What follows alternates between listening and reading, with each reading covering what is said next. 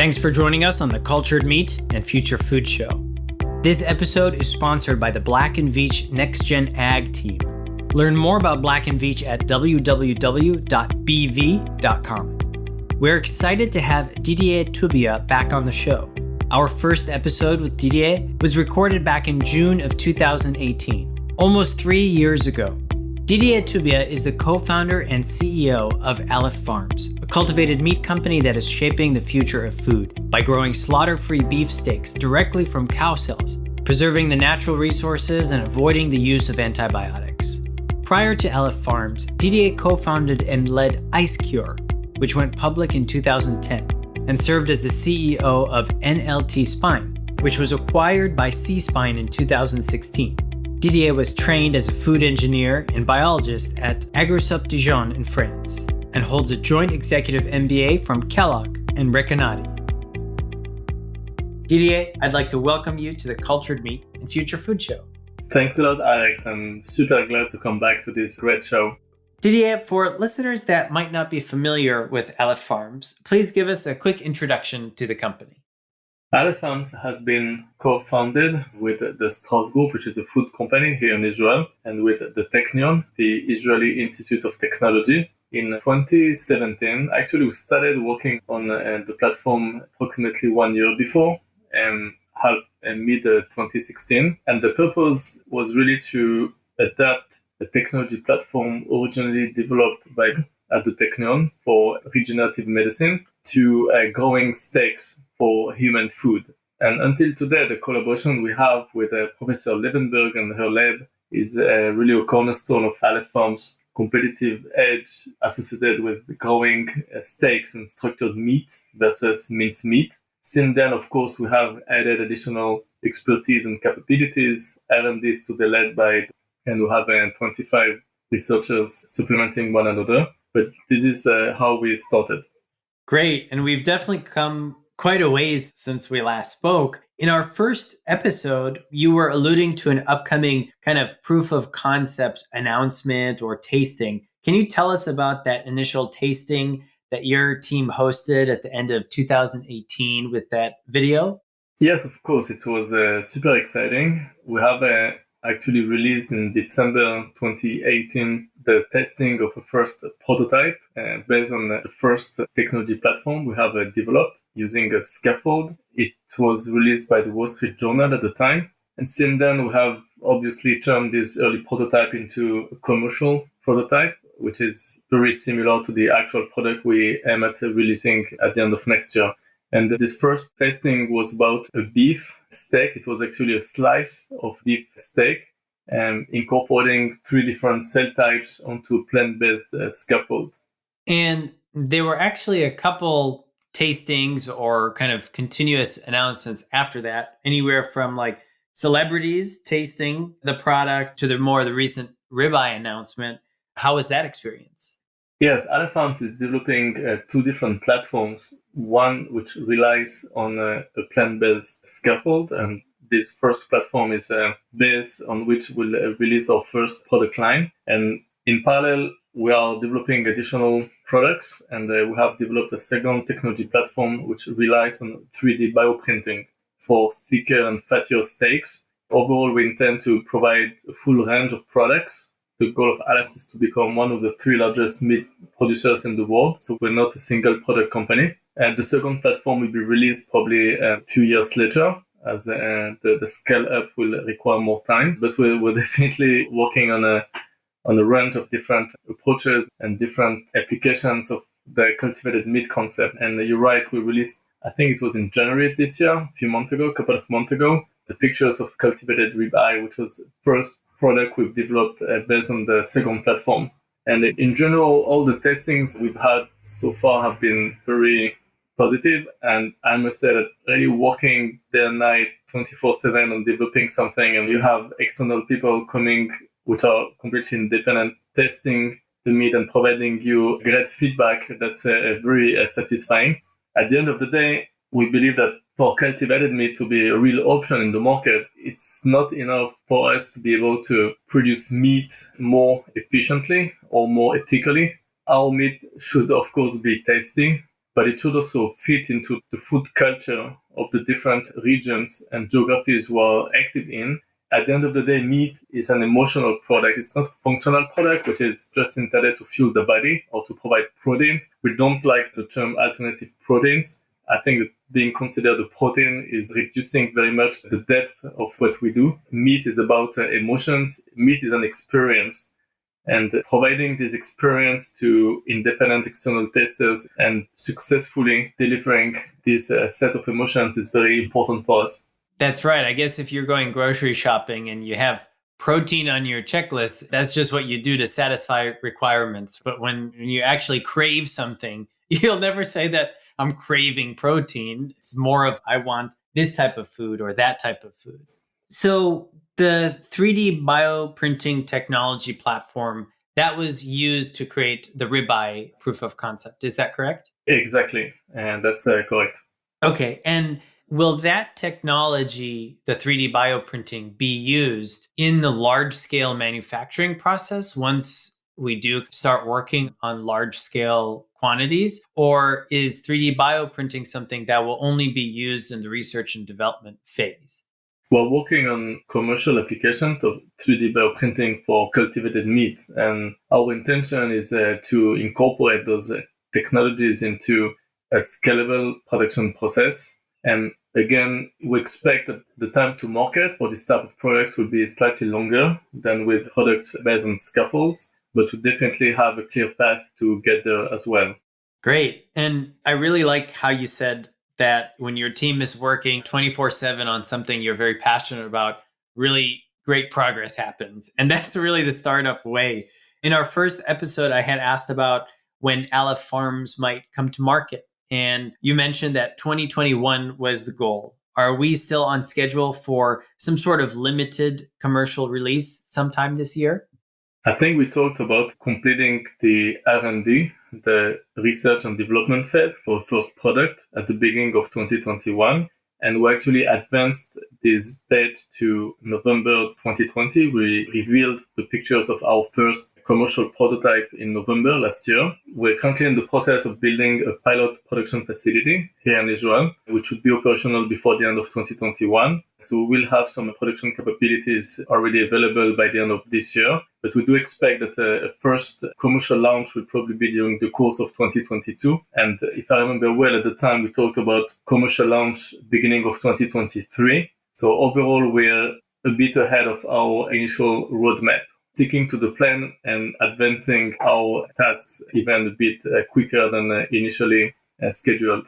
Great. And for those listening in, we'll be putting links to videos and photos of that initial announcement and links to articles for some of the other announcements in the show notes. So if you haven't seen them, be sure to check them out. Didier, we had a great discussion about the Aleph Farms experiments in space at the last CMS. Can you give us a quick overview of really how that entire space experiment came to be? Yes, of course. First, our test program, which we have launched formally last year, which is named Aleph 0, is a part of a long-term strategy to advance food security on Earth.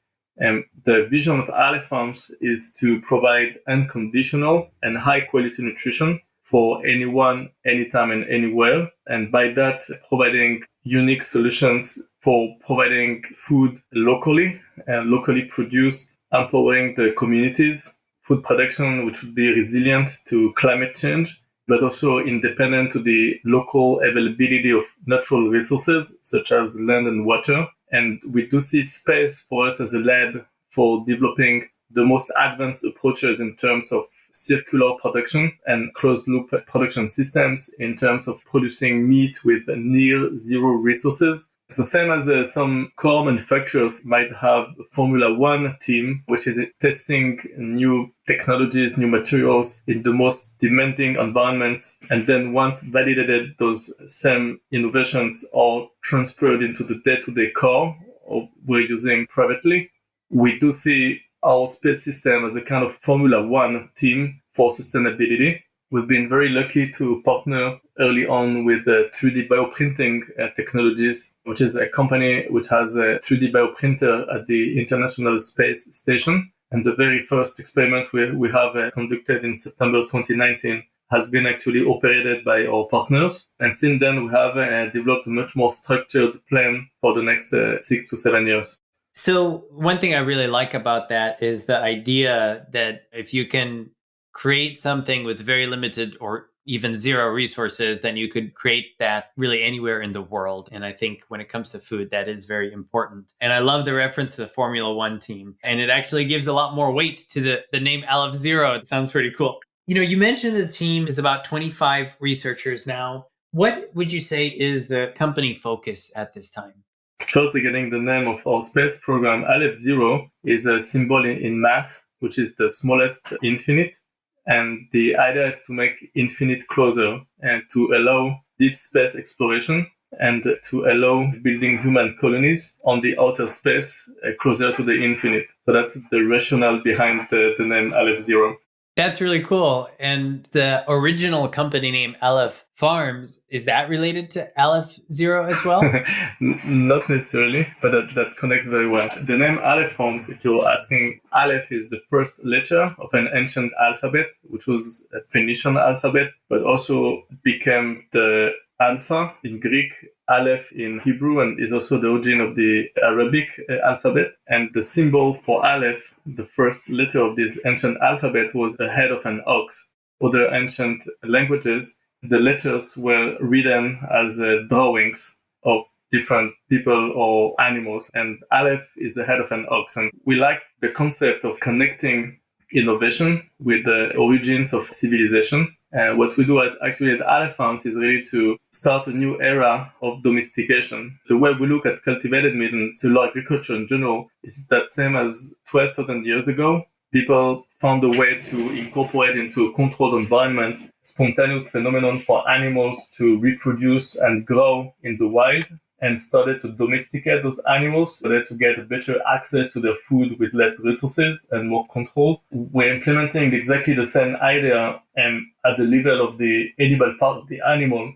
So we do see Aleph Farms as very much connected to the origins of agriculture, which have been the turning point in developing structured civilizations and societies for humanity. So we don't want to be too pretentious. This combination of connecting innovation with the roots of what we are is very much connected to the concepts behind the Aleph Farms.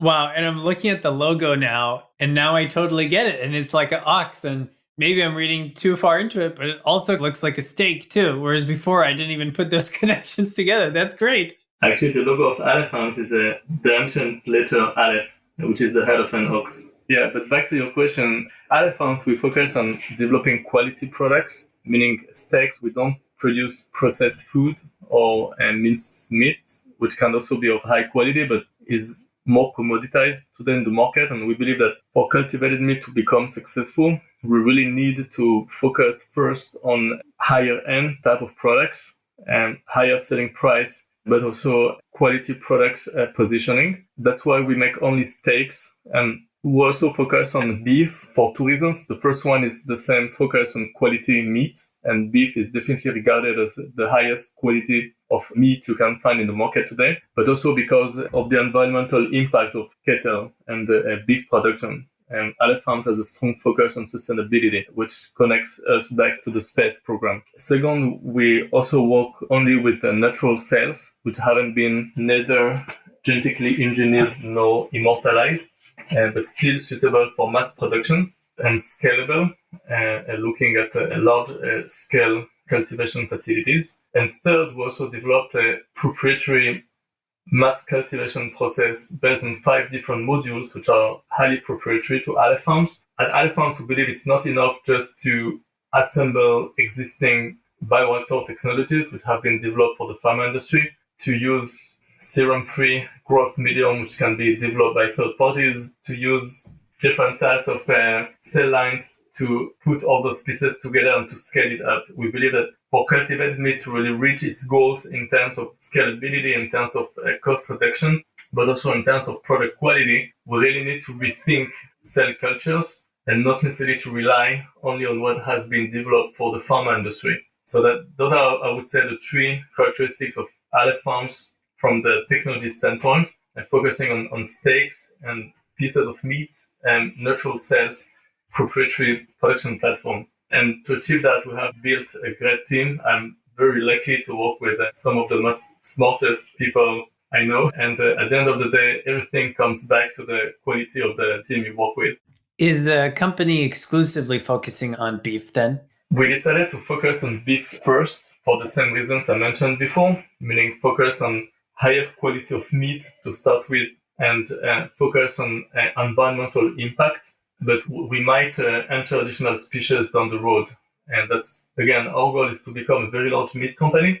We're not a single product company. We're really looking very widely at all the possibilities. If we talk about beef versus other species, first, the selling price of beef is 4 to 6, sometimes even 10 times higher than minced chicken, for instance, demonstrating both the higher positioning value you can have with beef, but also the ability to get quicker to profitability, because initially the production costs for cultivated meat will be relatively high and will get down with scale, very similarly to other innovations such as solar panels, PV panels, or electric vehicles, EVs, or even digital cameras at the time, which were very expensive originally, and then with scale, so a sharp decrease in production costs. And today we have digital cameras in any basic smartphone.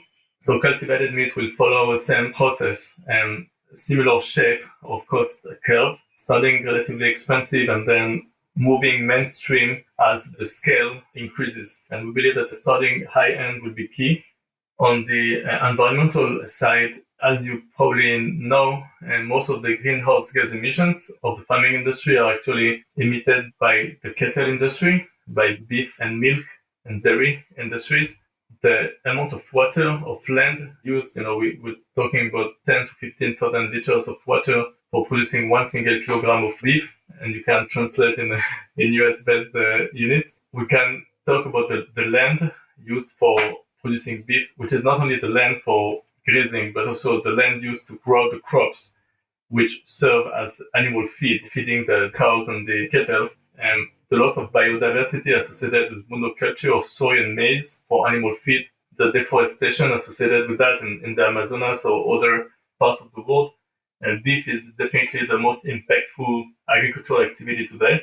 And we believe we can increase the efficiency of beef production much more than the efficiency of poultry production. The transformation rate of input to output is 9 grams of proteins from feed to produce 1 single gram of protein from beef and meat, versus 1.4 grams of proteins from animal feed to produce 1 gram of poultry, of chicken and meat. The transformation rate of beef is not as favorable as other animals, and we can definitely improve this ratio much better than we can for other species, if that makes sense. Yeah, no, absolutely. I think this is like a good transition to the next question, which is transparency has always been a big part of the Aleph Farms mission. And I think this is really important when we are talking about the idea of consumer acceptance. And so how do you think that consumer acceptance of cell-cultured meat has changed since the company actually started back in 2017? Yeah, that's an excellent question. First, the consumer acceptance is evolving relatively quickly and positively. The last market surveys we have performed in the US, but also in the UK, in France, Germany, Japan, show great potential. We're currently in the process of publishing and additional surveys we have performed in the US. And you can see that expected acceptance is growing steadily over time. And we've seen a constant improvement over the last few years, and especially with the younger generation and the Generation Z. The younger generation is usually more keen on cultivated meat, environmental impact, and animal welfare improvements, while the older generation is usually more open to cultivated meat for different reasons, primarily for health reasons and for food safety and food security motivations as well, which is interesting. But overall, in the overall population, I think until a couple of years ago, the rule of thumb was that 2/3 of the overall population was interested to try or to purchase cultivated meat, while today at higher numbers. And yes, I believe that to build on your question, first, yes, transparency will be key to actually transform this expected acceptance into actual purchasing acts. Consumers want to know where their food comes from. They want to know what has been the inputs, how it has been produced. We have to build trust in this new production method for meat. Aleph Farms has been the first and, to the best of my knowledge, so far the only company in the space to open a visitor center, which is half working currently because of COVID. We expect to reopen it completely very soon. We started to operate this visitor center 1 year and a half ago, 6 months before COVID really started to hit us. But we also believe that it will be key to manage the consumer acceptance with good products. And we believe that the expectations of the consumers are very high today. And we have to make sure that we don't disappoint consumers with products which do not meet their expectations. In my views, we shouldn't rush to launch anything. We really need to respect the consumer and to develop products for them and not just for checking boxes with investors. And that's always, for startups, pressure we have to be first to market, to launch. What is called time to market is critical. On the other hand, we believe that time to acceptance is even more important than time to market. Because at the end of the day, what will really make the industry successful and a single company successful as well, individual companies, will not be to be first to the market, but rather build a strong, robust infrastructure for driving acceptance. And we've seen that in many new industries. If I talked before about electric vehicles, there are electric vehicles in the US since the 70s for almost 50 years, which haven't been successful. And Tesla, came in with a different concept, better technology platform, and more attractive products. And actually, they're currently driving the acceptance for electric cars through the entire industry. And I think that the value of Tesla today is probably greater than the sum of the company valuations of most of the largest car manufacturers altogether, because they've been the first to get the technology platform and the product. And we've seen that. I'm currently sitting in front of my computer. And if you think about Google, which hasn't been the first search engine, but they got the technology improved and the product. I'm old enough to recall Alta Vista or Yahoo. I don't know if you would.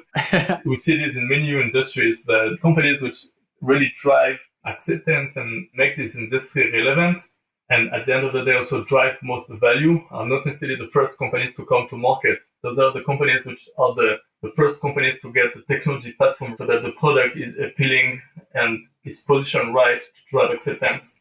I think it's interesting when you're talking about a better technology for a search engine or even your car, but I think it's even more important when you're talking about food that you eat. So I really like those examples, and I think it makes a lot of sense. This next question I like to call the time machine question. And so what are some things that you have learned and that your team has learned that if you could go back 3 years, you would definitely share with your team in the past? I would say that one of the most important things I've learned through my career of entrepreneur, I've managed 2 other startups before Aleph Farms. One we took public in Tel Aviv, and another one which has been acquired in 2016 when I started to work on Aleph Farms. And especially with Aleph Farms, is that you should be humble.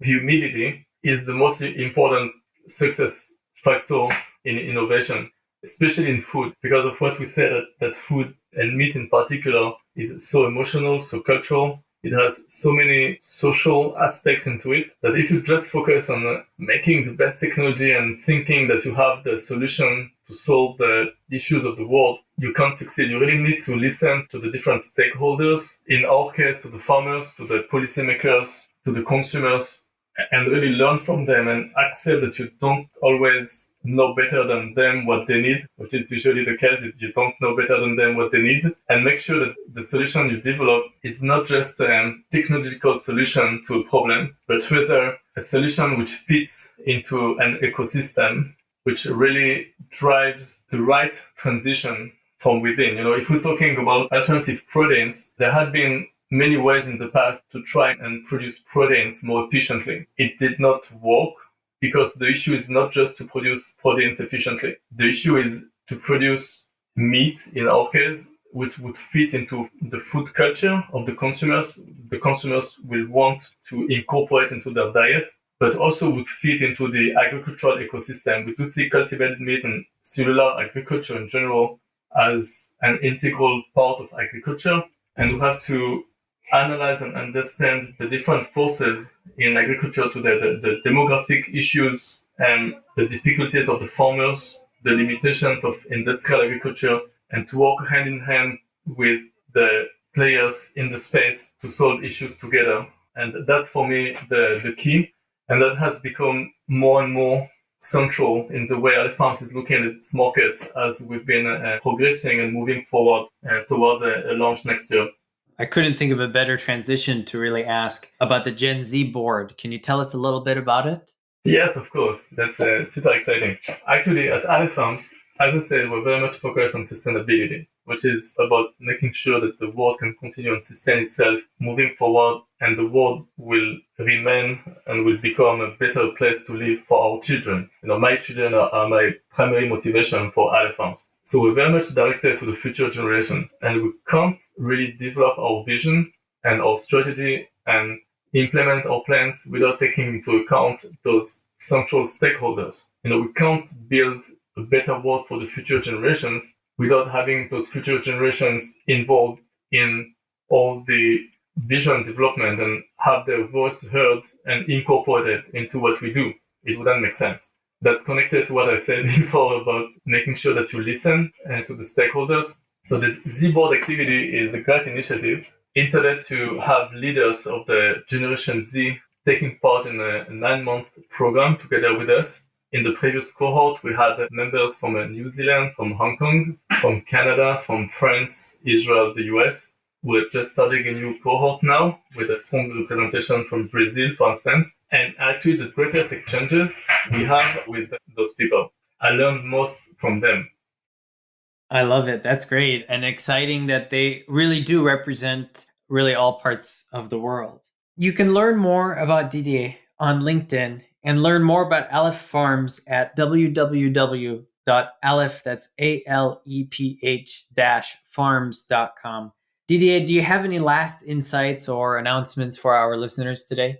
Yeah, I think what we're seeing today in the cellular agriculture ecosystem is super exciting, and we're on a historical turning point of the recent human history, where we do see in the last 12-24 months the leading cellular agriculture companies really moving from R&D toward industrialization, where we see more and more interest from consumers, from the leading meat and food players of the world, but also more and more validation of the economic viability of cultivated meat and of the environmental benefits. And we're really seeing in front of us with our own eyes this vision being progressively transformed into reality. And that's great. I'm super excited to be part of this new category of meat.